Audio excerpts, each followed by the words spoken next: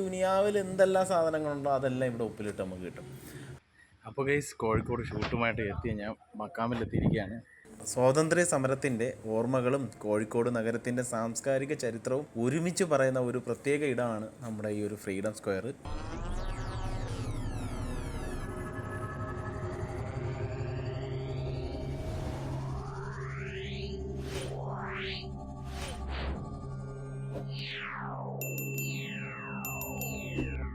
രാവിലെ ഒരു ചായയും കുടിച്ച് നമ്മളെ ഗോസി റൂംസ് നിന്ന് ഞാൻ പുറത്തിറങ്ങുകയാണ്. അപ്പോൾ നമ്മൾ ഹൈലൈറ്റ് മാളിൻ്റെ ഫ്രണ്ടിൽ നിൽക്കുകയാണ്. ഇവിടെ നിന്നൊരു ഓട്ടോറിക്ഷയിൽ നേരെ ഞാൻ പോകുന്നതെന്ന് പറഞ്ഞു കഴിഞ്ഞാൽ നമ്മൾ CM മക്കാം ഇതാക്കിയാണ്.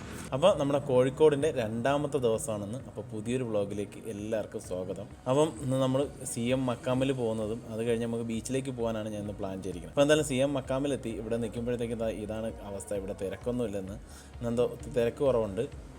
അപ്പോൾ ഗൈസ്, കോഴിക്കോട് ഷൂട്ടുമായിട്ട് എത്തിയ ഞാൻ ഇപ്പോൾ മക്കാമിലെത്തിയിരിക്കുകയാണ്. ഇവിടെ നിന്ന് നേരെ മക്കാമിനകത്തേക്ക് പോകാം. മക്കാമിനകത്ത് വീഡിയോ ഞാൻ എടുക്കാവില്ലെന്ന് എനിക്ക് അറിയത്തുമില്ല. അപ്പോൾ എന്തായാലും നമ്മൾ ആ ഒരു പരിപാടിയെ കാണിക്കുന്നത് വെറും മോശമായിട്ട് ഒരു ചിന്താഗതി ഉള്ളതുകൊണ്ട് തന്നെ ഞാൻ അത് എടുക്കുന്നില്ല. അപ്പോൾ മക്കാമിൻ്റെ പരിസരം ഇതെല്ലാം ഞാൻ കാണിച്ചു തരാം. ഇതാണ് ആ ഒരു പരിസരവും കാര്യങ്ങളും. ഇവിടെ ഒരുപാട് ആൾക്കാർ ഇവിടെ ഡെയിലി സന്ദർശിക്കാറുള്ളൊരു സ്ഥലമാണ്.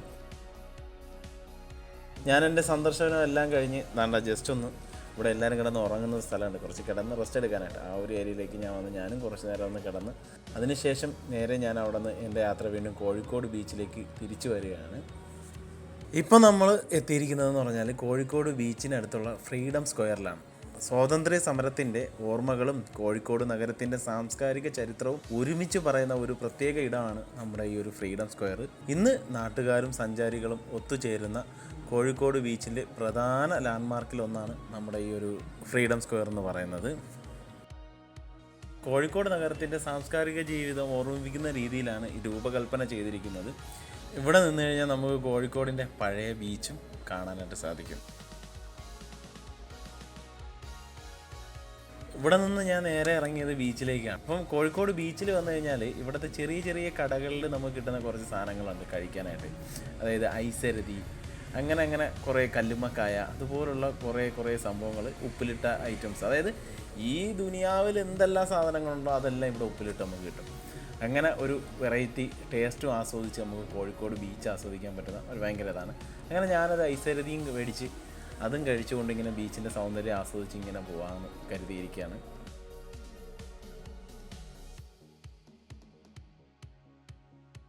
അങ്ങനെ ഇരിക്കുന്ന സമയത്ത് ഞാൻ നോക്കുമ്പോൾ കാണാം ബീച്ചിൻ്റെ സൈഡിൽ കുറേ കൊക്കുകൾ ഇങ്ങനെ ഇരകൾ തേടി പോകുന്നു. അത് കഴിഞ്ഞ് ഇങ്ങനെ നോക്കുമ്പോൾ നമ്മുടെ പാരാഗ്ലൈഡിങ് അത് നടക്കുന്നുണ്ട്. അങ്ങനെ ഒരു കട്ടൻ ചായ കുടിക്കാമെന്ന് വിചാരിച്ചൊരു കട്ടൻ ചായയും കുടിച്ച് വീണ്ടും ബീച്ചിൻ്റെ സൗന്ദര്യം ഇങ്ങനെ ആസ്വദിച്ചിരിക്കുകയാണ്.